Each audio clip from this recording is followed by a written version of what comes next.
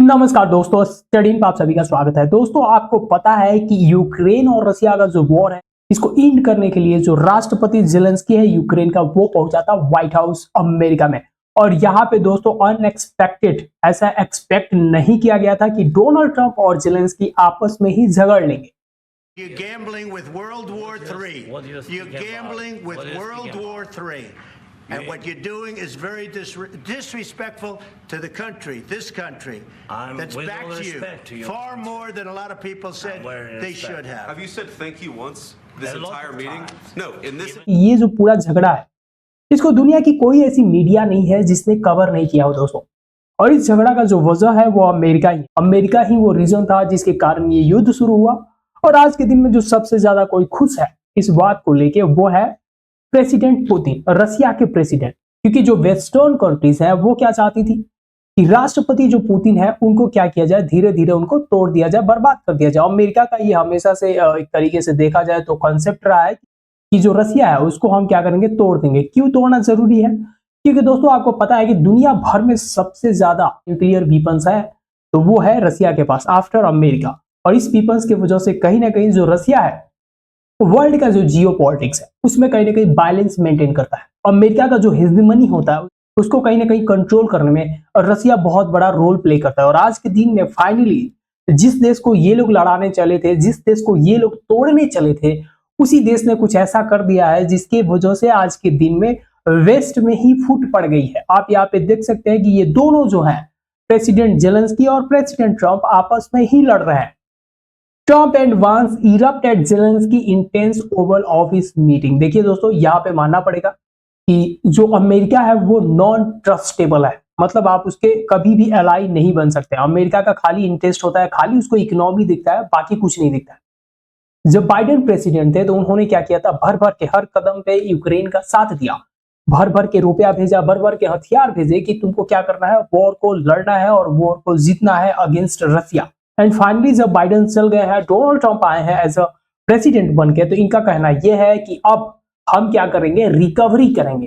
President Zelensky का यहाँ पे आना, यानी जो व्हाइट हाउस में इनका आना था, उसका एक ही रीजन था कि प्रेसिडेंट जेलेंस्की क्या करे, अमेरिका के द्वारा बनाया गया जो डील है उसको साइन कर ले, उसको कहीं ना कहीं वो लोग एक्सेप्ट कर ले। और ये डील क्या है, यूक्रेन का जो 50% रेयर अर्थ मिनरल्स है उसका जो स्वामित्व है, उसका जो अधिकार है, वो किसको दे देना है, अमेरिका को देना है। और आप यहाँ पे पढ़ सकते हैं कि ट्रंप ने कहा कि हमारी सुरक्षा दूसरे तरीके से मिलेगी, हमारे कर्मी वहां होंगे, वे डिगिंग करके खनिज निकाल कर लाएंगे और हम इस देश में कुछ अच्छा प्रोडक्ट्स बनाएंगे। मतलब एक तरीके से देखा जाए तो इनको वॉर को एंड करने से ज्यादा कहीं ना कहीं ये फोकस कर रहे हैं कि अमेरिका ने जो भी पैसे यूक्रेन को दिया है उसके बदले में हमें क्या मिलने वाला है। लेकिन एक्चुअली में अगर देखा जाए तो वॉर को शुरुआत किसने किया था, यूएस ने ही किया था। तो एक तरीके से अगर देखा जाए तो यूएस वर्सेस रशिया के बीच में बलि का बकरा यूक्रेन बन गया है। यूक्रेन के दोनों कंट्री ने क्या किया, मिल के लूट लिया, खा लिया। एक तरीके से देखा जाए बहुत ज्यादा, इनफैक्ट 40% जो यूक्रेन का जो मिनरल्स है, रेयर अर्थ मिनरल्स, वो आज के दिन में कहां पे है, रशिया के कब्जे में है। और जो बचा हुआ है उसमें से 50% किसको चाहिए, डोनाल्ड ट्रंप को चाहिए। और इसी के वजह से जेलेंस्की को बुलाया गया था कि अगर ये डील साइन कर देता है तो फिर ये पुतिन से बात करेंगे। और पुतिन जहां तक उन्होंने आक्रमण किया, जहां तक उन्होंने यूक्रेन का टेरिटरी पे कब्जा किया है, वहां तक वो लेकिन शांत हो जाएंगे, वॉर को रोक देंगे। लेकिन जेलेंस्की का कहना यह है कि हमें क्या चाहिए, हमें चाहिए सिक्योरिटी का गारंटी। मतलब यह है कि अगर आप सिक्योरिटी का गारंटी हमें नहीं देते हैं तो हम ये डील साइन नहीं करेंगे। और इसी बात को लेके आपस में ही ये दोनों राष्ट्रपति लड़ाई कर लिए। इनफैक्ट डोनाल्ड ट्रंप ने यहाँ पे जेलेंस्की को ह्यूमिलिएट कर दिया, एक तरीके से देखा जाए, जो कि स्टेट ऑफ हेड है, इस तरीके से नहीं करना चाहिए। तो एक तरीके से देखा जाए तो आज के दिन में डोनाल्ड ट्रंप की जो पॉलिसी है वो अमेरिका को कहीं ना कहीं पीछे लेके जाएगा इंटरनेशनल लेवल पे देखा जाए। क्योंकि यूरोप भी आज के दिन में काफी बढ़ गए। इस झगड़े के बाद कहीं ना कहीं यूरोप के बहुत सारे ऐसे कंट्रीज हैं जो ये बात को अब एक्सेप्ट कर लिए हैं कि डोनाल्ड ट्रंप पे भरोसा नहीं किया जा सकता, डोनाल्ड ट्रंप पे हम लोग रिलाय नहीं हो सकते। और यही वजह है जिसकी वजह से आने वाले समय में कहीं ना कहीं जो वेस्टर्न कंट्रीज है उसमें फिर से दो गुट बनने का आशंका जो है वो दिखने लगा है साफ साफ। यहाँ पे एक बात तो मानना पड़ेगा, ये बात सही है कि यूक्रेन के पास अगर एक तरीके से देखा जाए तो न्यूक्लियर वीपन्स वगैरह होता तो रसिया कभी भी यहाँ पे डायरेक्ट अटैक नहीं करता। आज के दिन में यूक्रेन के पास हथियार नहीं होने की वजह से ही रसिया ने क्या किया है, इस पे कब्जा कर लिया है। एक तरीके से अगर आप देखें तो अगर आप वीक है, अगर आपके पास वीपन्स नहीं है, तो जो मजबूत कंट्री है वो आपको क्या करेगा, नोच खाएगा। आज हमको याद आ रहा है कि बहुत सारे हमारे देश में ऐसे लोग हैं, बुद्धिजीवी लोग हैं, जो बोलते हैं कि हमें क्या करना चाहिए, डिफेंस पे खर्च नहीं करना चाहिए। और आज के दिन में जिस तरीके से जियोपॉलिटिकल सिनारियो देखने को मिल रहा है, इससे कहीं ना कहीं पता चल रहा है कि डिफेंस पे खर्च करना हमेशा से बहुत ज्यादा इंपॉर्टेंट रहा है। अगर आपको शांति चाहिए तो आपको क्या करना पड़ेगा, वॉर के लिए हमेशा तैयार रहना पड़ेगा। तो दोस्तों यहाँ पे जेलेंस्की या डिमांड अगर देखा जाए, मतलब जेलेंस्की एज अ पॉलिटिशियन तो नहीं है, लेकिन फिर भी कुछ ऐसे डिमांड्स हैं जो कि ध्यान देने वाली है। पहली बात यह है कि जेलेंस्की का कहना यह है कि यूक्रेन और रसिया कभी भी सीज फायर डील नहीं साइन करेगा, और जब तक कि उसको सिक्योरिटी का गारंटी नहीं मिल जाता, क्योंकि पुतिन ने लगभग 25 बार सीज फायर को तोड़ा है। और यहाँ पे कोई भी कंट्रीज, वेस्टर्न जो कंट्रीज है, वो यूक्रेन के सिक्योरिटी को गारंटी नहीं करते हैं। यहाँ पे ये बात भी सही है कहीं ना कहीं कि यूक्रेन चाहे कुछ भी करे, यूक्रेन एक इंडिपेंडेंट कंट्री है, और इंडिपेंडेंट होने के कारण कहीं ना कहीं रसिया को, अगर रसिया हमारा दोस्त नहीं होता, कुछ पल के लिए हम माने कि रसिया हमारा दोस्त नहीं है, तो रसिया ने जो भी यहाँ पे किया है वो इंटरनेशनल लॉ का वायलेशन है।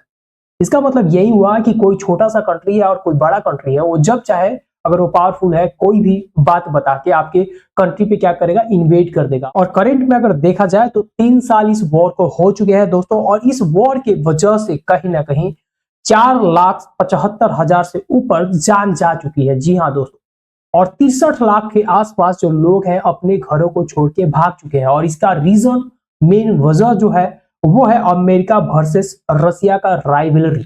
उन दोनों का ये आइडियोलॉजिकल जो वॉर है हमेशा समय समय पे क्या होता है, इरप्ट होते रहता है। और इस इरप्शन के वजह से कहीं ना कहीं जो छोटे छोटे कंट्रीज हैं वो लोग भेंट चढ़ जाते हैं। तो आप यहाँ पे क्लियरली एक बात तो नोटिस कर ही लिए हैं कि आज के दिन में जो यूरोप है, आज के दिन में जो वेस्टर्न सोसाइटी है, उनका जो वैल्यू है, उनका जो सिस्टम है, एक तरीके से लाचार हो चुका है। आपस में ये जो कंट्रीज है बहुत जल्द लड़ाई करते हुए नजर आ सकते हैं, और ऐसा चलता रहा तो। और इसका वजह है डोनाल्ड ट्रंप।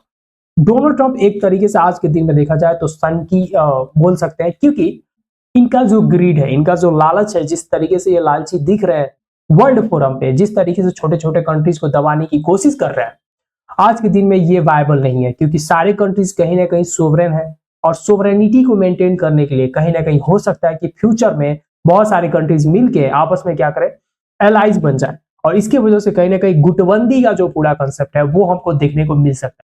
क्योंकि दोस्तों अगर यूक्रेन को देखा जाए तो मान लेते हैं कि यूक्रेन का जो प्रेसिडेंट जेलेंस्की है वो लायक नहीं है, उसी की वजह से वॉर हो गया। लेकिन फिर भी यहाँ पे अगर युद्ध को रोकना ही है तो कहीं ना कहीं यूक्रेन को भी सिक्योर करने के लिए, कहीं ना कहीं इनको सिक्योरिटी गारंटी देने के लिए वेस्टर्न जो कंट्रीज है उनको काम करने की जरूरत है।